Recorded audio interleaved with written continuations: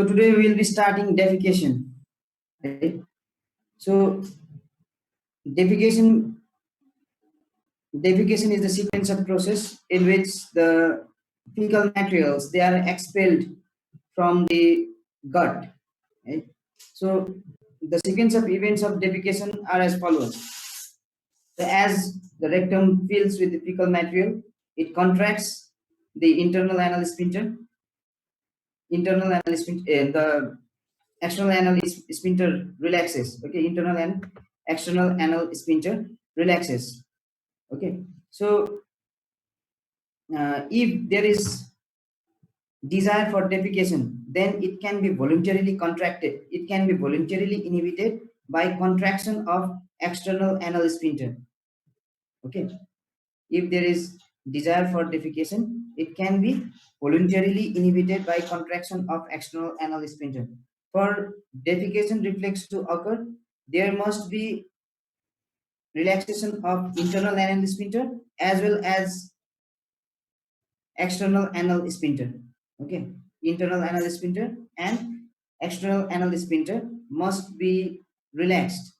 Then only there is defecation. And we only do defecation whenever we get convenient area. Okay, whenever we get convenient place to defecate, we only defecate in that area. So during defecation, the smooth muscles of the rectum contracts and there is the inhibition of respiration. Okay, there is the inhibition of respiration. There is the inhibition of respiration and there is the closure of the glottis and the diaphragm is lowered. Okay? There is the inhibition, there is the contraction of the rectal muscles, there is the closure of the diaphragm, lowering of the diaphragm, contraction of the abdominal muscles, closure of the glottis, and respiration is stopped. Okay. So, so this is the rectum. So these are the internal anal sphincter and this is the external anal sphincter. So for defecation to occur, whenever the fecal material comes in the rectum, then the desire for defecation occurs. Okay, desire for defecation occurs, and there is the relaxation of the external anal sphincter and relaxation of the internal anal sphincter. Then only defecation occurs. Right? If there is contraction, voluntary contraction of the external anal sphincter, then defecation can be voluntarily inhibited. Right? Defecation can be voluntarily inhibited by contraction of external anal sphincter. So this external anal sphincter, it is supplied by the pudendal nerve. Okay, it is the somatic nerve. Right? Pudendal nerve, it is the somatic nerve. Okay, that is the voluntary muscle. Right? Voluntary muscle means that is the skeletal muscle, and these internal anal sphincter, it is the involuntary muscle, smooth muscle. Okay, external anal sphincter, it is external anal sphincter, it is supplied by voluntary nerve, pudendal nerve, and it is supplied by the pelvic nerve, pelvic slantic nerve, S2 to S4 nerve, right? S2 to S4 from the spinal segment of sacral plexus, S2 to S4. This internal anal sphincter is supplied.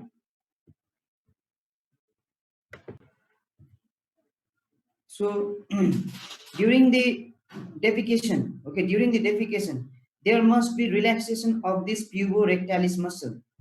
Right? There must be relaxation of the puborectalis muscle. If puborectalis muscle doesn't relax, then there will not be defecation. Right? If puborectalis muscle doesn't relax, then defecation does not occur. So this puborectalis muscle must get relaxed. Okay, puborectalis muscle must get relaxed during the defecation. And the urge of defecation, okay, urge of defecation. You want to defecate when the rectal pressure is 18 millimeter mercury. And this is important for MCQs. It have come twice or thrice. The urge of defecation occurs when rectal pressure is 18 millimeter mercury. A urge of defecation occurs when rectal pressure is 18 millimeter mercury, and we can control. Okay, defecation can be voluntarily controlled up to 55 millimeter mercury pressure only. If the rectal pressure increases up to 55 millimeter mercury of pressure, beyond that, okay, beyond that, it cannot be stopped. From 18 to 55 millimeter mercury, we can control by contraction of the external anal sphincter. After that, we cannot control. Right? After that, we cannot control. Right? So this is the rectum, this is the internal anal sphincter, and this is the external anal sphincter. Right? So during defecation, there is the expulsion of indigestible residues. Okay, during defecation, there is expulsion of indigestible residues such as remnants of the dead bacteria, disquamated, dead and dying epithelial cells from the lining of the intestine, biliary metabolites, and small amount of water. Right? So these are the things that are expelled during the defecation. So defecation, it is the spinal reflex mainly. And reflex means it is mainly the spinal, but it can be voluntarily inhibited by contraction of the external anal sphincter. Right? It can be voluntarily contracted by contraction of external anal sphincter and facilitated by relaxing the external anal sphincter. Sometimes when we have to go travel for a long distance, right? When you have to के भएन मैले किन entry नगर्नु नि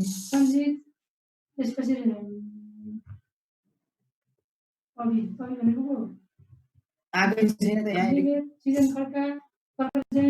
ए यो हाम्रो होइन कि उताको हो मेरोमा होइन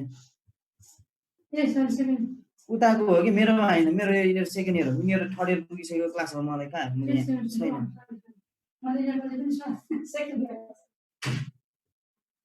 के भइरहेको So defecation, it is the spinal reflex, and it can be voluntarily inhibited by contraction of external anal sphincter, and it can be facilitated by the relaxation of the external anal sphincter.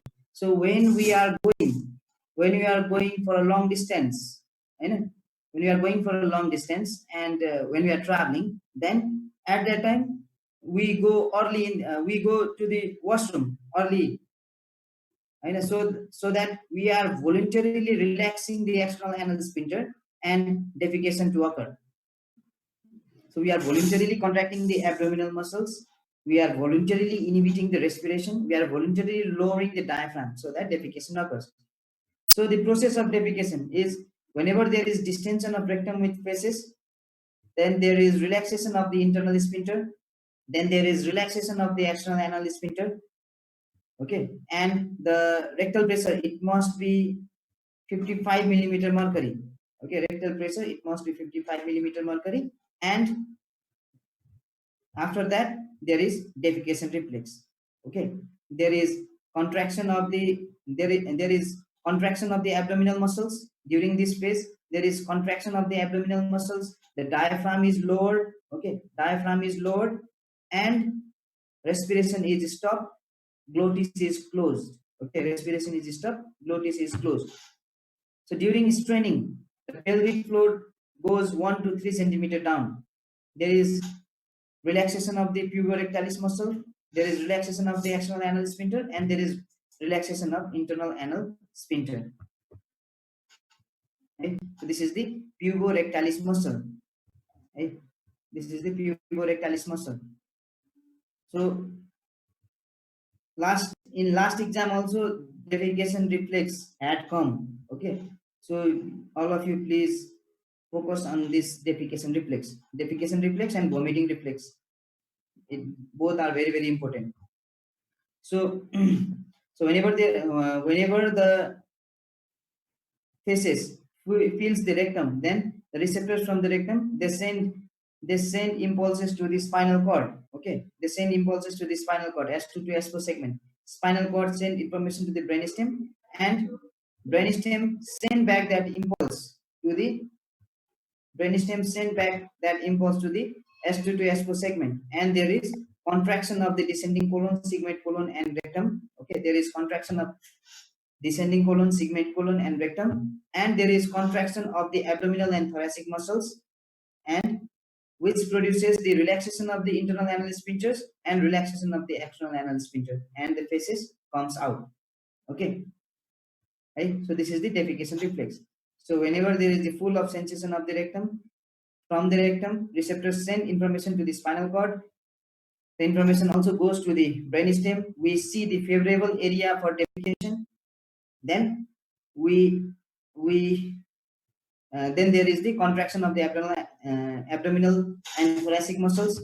Diaphragm is lowered, abdominal muscle is contracted, respiration is stopped at the mid respiration, epiglottis is closed. Okay, epiglottis is closed, and there is the relaxation of the external anal sphincter and internal anal sphincters, and we get the voiding posture. We stay in the voiding posture also. Okay, we stay in the we take some posture, and there is the defecation of the undigested particles. Right? So during the defecation, the normal angle, okay, anorectal angle, normal angle of the anorectal angle, it is 90 degree. Right? This is also important for MCQs. A normal anorectal angle is 90 degree. Okay, normal anorectal angle is 90 degree. When there is desire of defecation, the anorectal angle increases, and it increases up to 120 degree. Okay, this is the normal anorectal angle. It is about 90 degree, and when there is desire of defecation, there is the straightening of the rectum.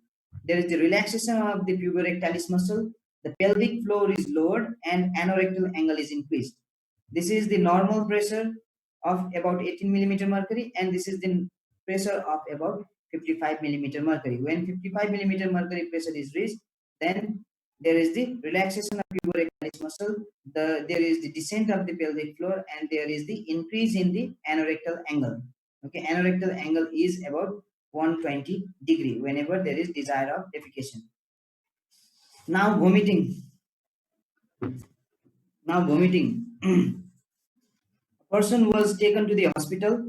As he became very weak due to the continuous vomiting, doctor prescribed ondansetron to manage the case. Right? So in the exam, we can give you OSCE like this, OSPI like this. Okay, we can give the OSPI like this. So where is the vomiting center? Why there may be alkalosis after vomiting? Why there may be alkalosis after vomiting? Why 5-HT3 antagonist is effective? Why ondansetron is effective? Why morning sickness in first trimester of pregnancy is seen? Where D2 and 5-HT3 receptors in the CNS are present. So do you have any idea about this? So after some time you will find the answers. Do you have any answers? Kasaiलाई थाहा छ सृजन? अरु? Medulla oblongata. Medulla oblongata, yes. It is in the reticular formation of medulla oblongata. Reticular formation of medulla oblongata. Vomiting center is present in the reticular formation of medulla oblongata. Right? Why there may be alkalosis after vomiting? H plus बाहिर जान्छ, बाहिर गएपछि ड्युडेनियममा H plus पुग्दैन, अनि bicarbonate secrete हुँदैन, bicarbonate blood भेसलबाट secrete हुँदैन, म्युकोसमा पुग्दैन, त्यसको कारणले ब्लडमा बाइकार्बोनेट लेभल बढ्ने भयो. So that is the right answer, right? So there is the loss of the loss of the hydrogen ion, due to which bicarbonate is not secreted, and there is alkalosis. Why 5-HT3 antagonist ondansetron is effective? के छ यसको idea निसन? थाहा छैन sir, थाहा छैन. Morning sickness किन हुन्छ त प्रेग्नेन्सीमा? यो त थाहा छ होला नि.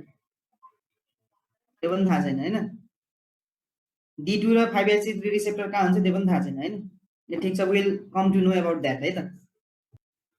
So vomiting center, it is present in the reticular formation of the medulla oblongata. So this is the reticular formation of the medulla oblongata. Okay, so reticular formation of the medulla oblongata, it extends all the way to the medulla, pons, and midbrain. Okay, medulla, pons, and midbrain. It extends all the way. It is the band of the neurons. Okay, it is the band of the neurons that extends all the way from the medulla, pons, and midbrain.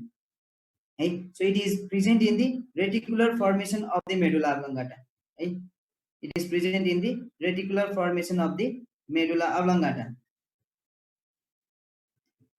Right? So many students they confuse with the vomiting center and chemoreceptor trigger zone. Right?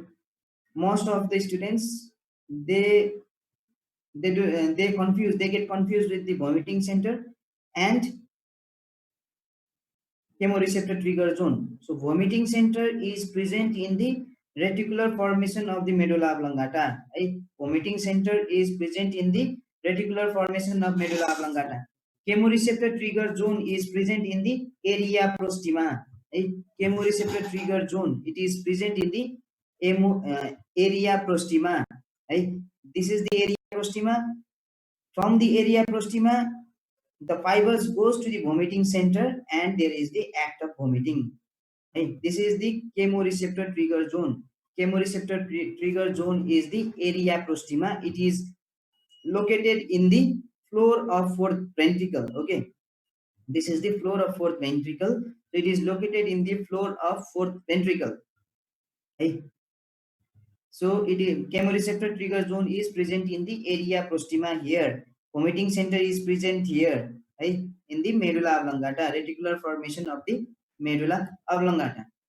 So vomiting occurs due to different conditions, right? One is the pregnancy, right?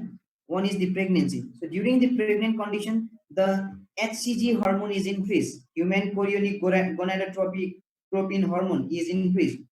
Okay, during the pregnancy, the human chorionic gonadotropin hormone is released, and that induces, that irritates the chemoreceptor trigger zone. Right? Not only the HCG, but not only the HCG, but estrogen also causes, it irritates the chemoreceptor trigger zone.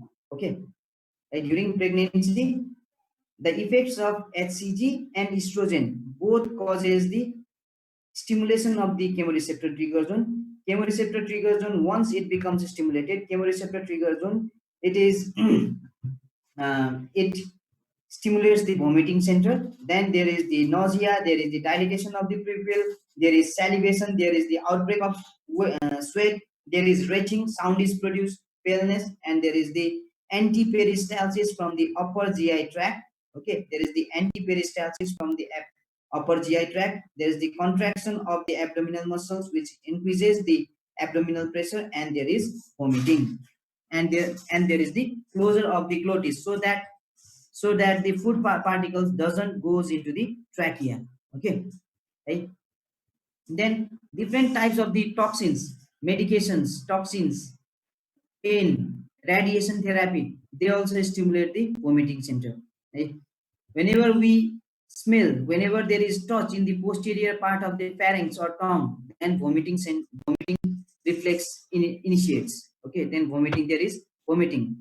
Whenever there is increase in cerebral pressure, okay, whenever there is increase in cerebral pressure, then that also stimulates the vomiting center and there is vomiting. Whenever there is the distension of the stomach, okay, whenever there is the distension of the stomach, whenever any irritated material goes into the stomach, then there is vomiting. Whenever there is rotational movement, okay, whenever there is rotational movement, there is the stimulation of the vestibular system. Right? Vestibular system is stimulated and there is vomiting.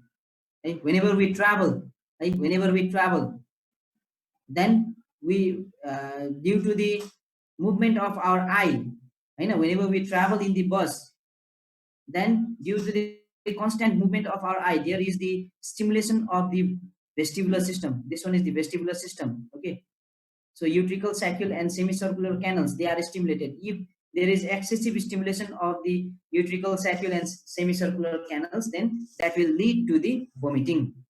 So there are different causes of vomiting. One is the pregnancy. During pregnancy, there is stimulation of the vomiting center. Okay, there is the stimulation of the vomiting center with the chemoreceptor trigger zone.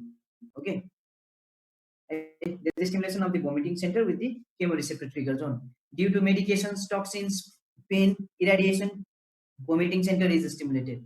Smell and touch. Okay, if we smell the vomitus, whenever we travel, if someone is vomiting, due to the nauseating smell, we also start vomiting. If there is the touch in the posterior part of the pharynx, then there is vomiting. There is stimulation of the vomiting center. If there is the stimulation of the cerebral, if there is the increase in the cerebral pressure, then that stimulates the vomiting center. If there is the inflammation or stretching of the stomach, then that also lead to the vomiting. Right? If there is excessive stimulation of the semicircular canals, okay, if there is excessive stimulation of the semicircular canals, then that also lead to the vomiting. Right? Vestibular apparatus, if there is excessive stimulation of the vestibular apparatus, if utricle, saccule and semicircular canals are stimulated maximum, then there is vomiting. So this is also the same figure, right? That is also the same figure. So if there is stimulation of the gastric mucosa, if there the drugs and pregnancy, if there is motion or vertigo, then there is vomiting. Okay, there is stimulation of the vomiting center. If there is pharyngeal stimulation, vomiting center is stimulated. If there is gastric irritation, vomiting center is stimulated. If there are drugs and pregnancy condition, then vomiting center is stimulated. Right? So vomiting, if there is the motion sickness, right? If we travel, then vestibular apparatus is stimulated. That will stimulate the vomiting center and vomiting, and there is the programmed vomiting response. Right? So vomiting center is the another thing. Chemoreceptor trigger zone is the another thing. You have to remember this. Okay. Vomiting center is present in the reticular formation of the medulla oblongata. Area proxima. Chemoreceptor trigger zone is present in the area proxima. Right? So this is from the stomach. The vagal afferents, they take impulse to the vomiting center. From the vomiting center, vagal efferent signals come, which cause the contraction of the muscles. Okay. The neural pathways of the vomiting, that this is also the same thing. If there are digitalis, copper sulfate, apomorphine, gangliosides, metabolites formed from the radiation, okay, pregnancy hormones, they all will stimulate the chemoreceptor trigger zone, which is present in the area proxima, which is present in the lateral wall of the fourth ventricle. And whenever CTZ is stimulated, vomiting center is stimulated. Okay, vomiting center is in the reticular formation of the medulla oblongata. So act of vomiting. So how vomiting act is done? Right? So there is the contraction of the diaphragm and anterior abdominal muscles. There is the relaxation of the cardiac end of the muscles, cardiac end of the stomach. Okay. There is the antiperistalsis from the upper GIT that sends chyme to the stomach. There is the closure of the glottis, larynx and nasopharynx, so that the food particles doesn't enter into the nose and doesn't enter into the trachea. There is the breath holding in the mid respiration, and there is the vomiting. So there is the loss of fluid, electrolytes, okay, hydrogen ion, and unwanted irritative materials, which will lead to the alkalosis. Okay, so hydrogen ion is mainly lost. Hydrogen ion is mainly lost, so that leads to the alkalosis. Okay. So now the receptors present in the stomach is 5-HT3. Okay, 5-HT3 is the serotonin. Serotonin receptor. So 5-HT3 receptors are present in the small intestine. Okay, so if we take any irritative material, then 5-HT3 receptors are stimulated. Okay, 5-HT3 receptors are stimulated, and that will send impulse to the vomiting center, and there is the act of vomiting. Right? When we take ondansetron, these 5-HT3 receptor is blocked. Okay, the 5-HT3 receptor is blocked, so that from the stomach, the sensory impulse doesn't go to the brain, and there is the decrease in vomiting. Have you understood? Bujo? Right? We are prescribed the ondansetron. Ondansetron blocks the 5-HT3 receptor in the small intestine. Okay. Hey, let's suppose this is here is the 5-HT3 receptors in the stomach and in the intestine. There are 5-HT3 receptors. So if we consume ondansetron, these afferent impulses they will not be going. Okay, the afferent impulse to the brain is not going. If afferent impulse to the brain is not going, then there will not be stimulation of the vomiting center. If vomiting center is not stimulated, then there will not be vomiting. Right? बुझ्यो? Right? Again, there was the question why 5-HT3 receptor, why ondansetron is effective. Ondansetron is effective because it inhibits the transfer of impulse from the small intestine to the brain. So D2 receptors antagonists, they are chlorpromazine, haloperidol, corticosteroids, cannabinoids. They also decrease the vomiting. Okay, so these cannabinoids, it is effective for treatment of radiation therapy in cancer patients. In chemotherapy, it is mainly used. Right? Cannabinoids, it is mainly used nowadays. So it inhibits the CB1 receptors. Okay, cannabinoids, it inhibits the cannabinoids 1 receptor, right? And it decreases the vomiting. Okay, it decreases the vomiting. So D2 receptors is present in the CTZ. 5-HT3 receptor, it is present in the nucleus tractus solitarius. Okay, D2 receptor is present in the CTZ. NTS is present in 5-HT3 receptor is also present in the NTS. And so time is less than 1 minute remaining. We have just one slide remaining. That is about the GI hormones. So if it cuts, please rejoin. Take a short break. Reticular foramen. Reticular formation of medulla oblongata. Vomiting center is in the reticular formation of medulla oblongata.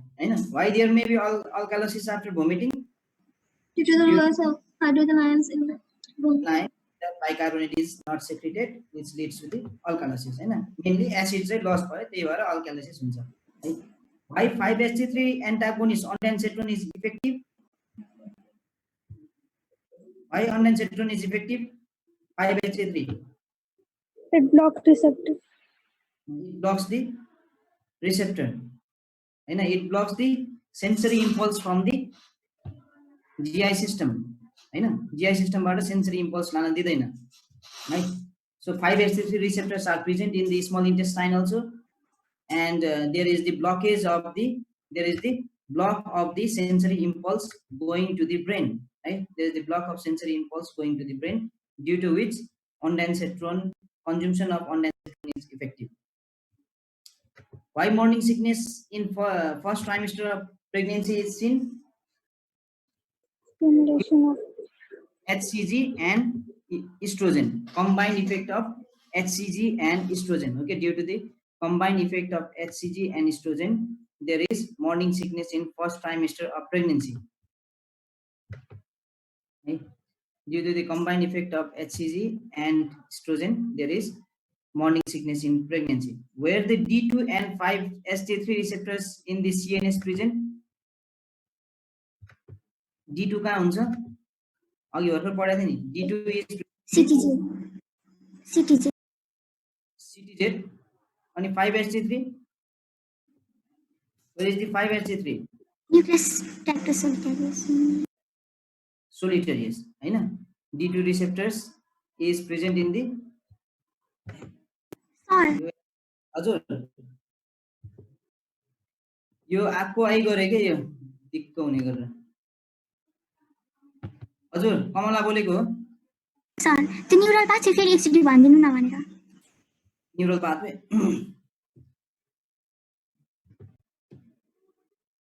यो आँकको आइ गरे के यो act of vomiting कि यो हैन अघिल्लो त्योभन्दा अगाडि यो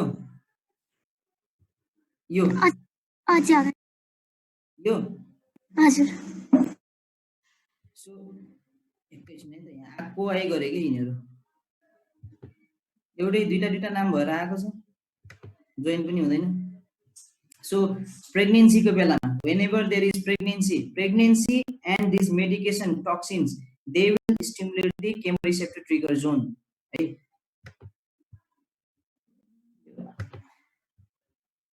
During the pregnant condition, there is the release of hormone estrogen and human chorionic gonadotropin, which stimulates the vomiting center.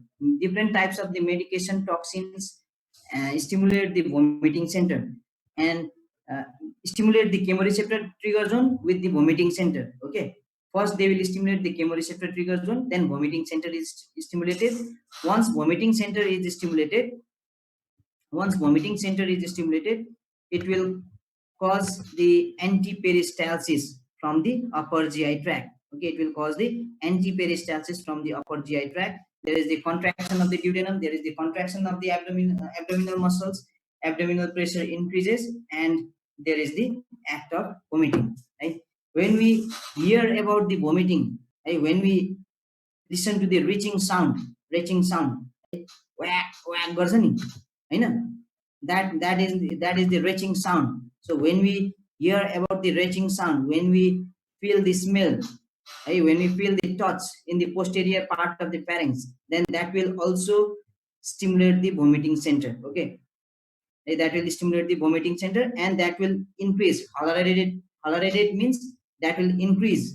Okay, it is seen through nausea, dilated pupils, increase in salivation. There is the outbreak of the sweat, and there is the retching sound. Okay, there is the retching sound also, and there is the antiperistalsis from the upper GI tract, and there is the expulsion of the vomitus. There is the expulsion of the vomitus. मेरो कति आइरा भने एउटै मान्छे कनेक्टै भइरा छैन. And whenever there is increase in cerebral pressure, right, cerebral pressure also stimulate the vomiting center. Cerebral pressure also stimulate the vomiting center, and there is the antiperistalsis from the upper GI tract. If there is stretching of the stomach, okay, inflammation, stretching of the stomach, then irritative materials present in the stomach, that will also stimulate the vomiting center. Okay, consumption of alcohol, it causes the irritation of the gastric mucosa, that will stimulate the vomiting center. Right? If there is rotational movement, or if there is vertical movement, or if there is horizontal movement, then that will stimulate the equilibrium. Okay, that will stimulate the vestibular apparatus. When we go in the bus, we are going horizontally. You know, if we go in the lift, if we circulate, okay, if we rotate ourselves, then that will stimulate the vomiting center. When vomiting center is stimulated, then there will be the vomiting. So smells, they smell, they go to the, they send impulse to the chemoreceptor trigger zone. Once chemoreceptor trigger zone is stimulated, vomiting center is stimulated, because smell is the chemical. You know, whenever we are smelling, the chemicals, they are liberated. That chemical, it will go on the chemoreceptor trigger zone, it will act on the chemoreceptor trigger zone. Once chemoreceptor trigger zone is activated, vomiting center is activated, and there is the vomiting. Okay. Now we have just one last slide left, that is of the GI hormones. I know. So we have already discussed about this.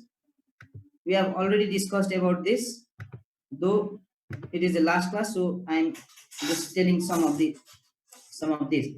So there are different GI hormones, but most of the important are these, right? Gastrin, cholecystokinin, secretin, motilin, okay, gastric inhibitory peptide, glucagon-like peptide.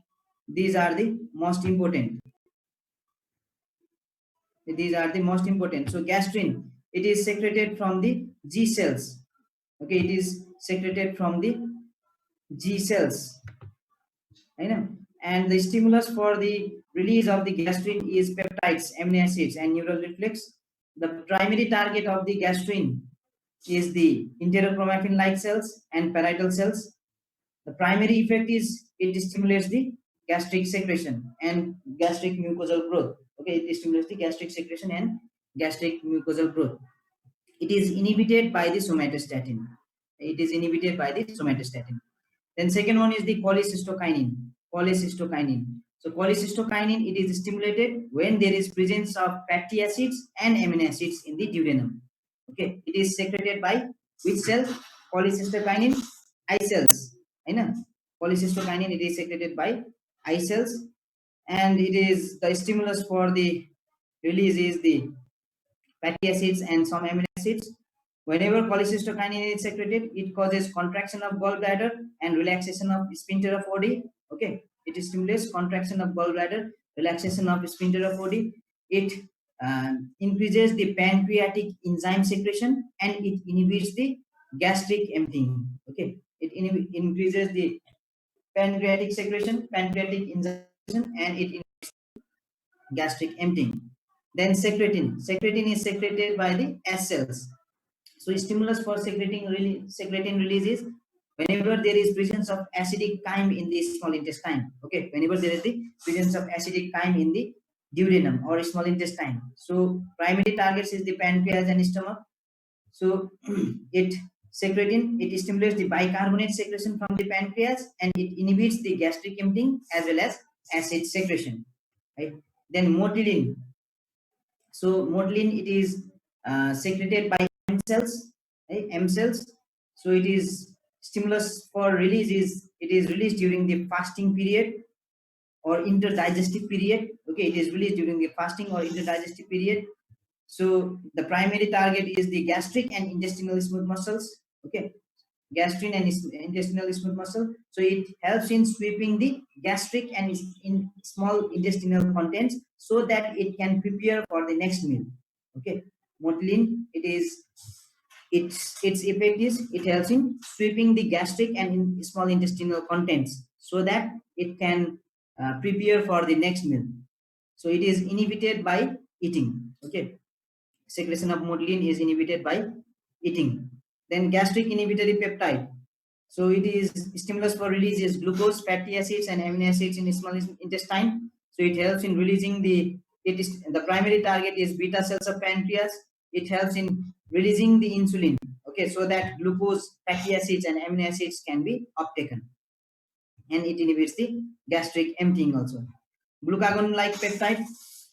Uh, whenever there is the carbohydrates and fats in the lumen, then glucagon-like peptide is released. It acts on the endocrine gland. It helps in release of the insulin and it inhibits the glucagon release. Okay, it inhibits the satiety. So these, look at the gastrin.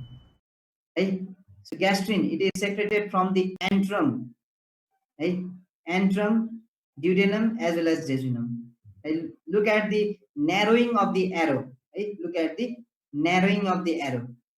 Right? Narrowing of the arrow and the axon. Okay, look at the narrowing of the arrow and the axon. Right? Up to gastrin can act up to the jejunum. Right? It is produced from the antrum.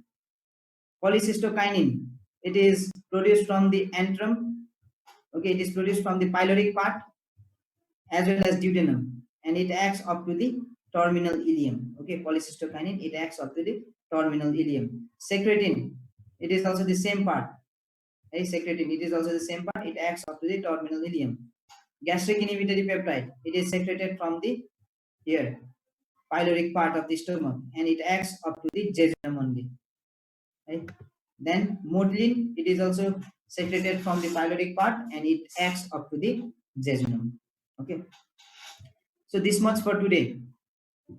Okay, so there are, if you want to know something more about that GI hormones, then same things are here that has been explained in this table. Okay, same things are here that have been explained in the table.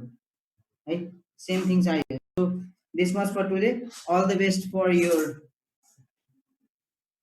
upcoming classes, and this is the end of the GI system.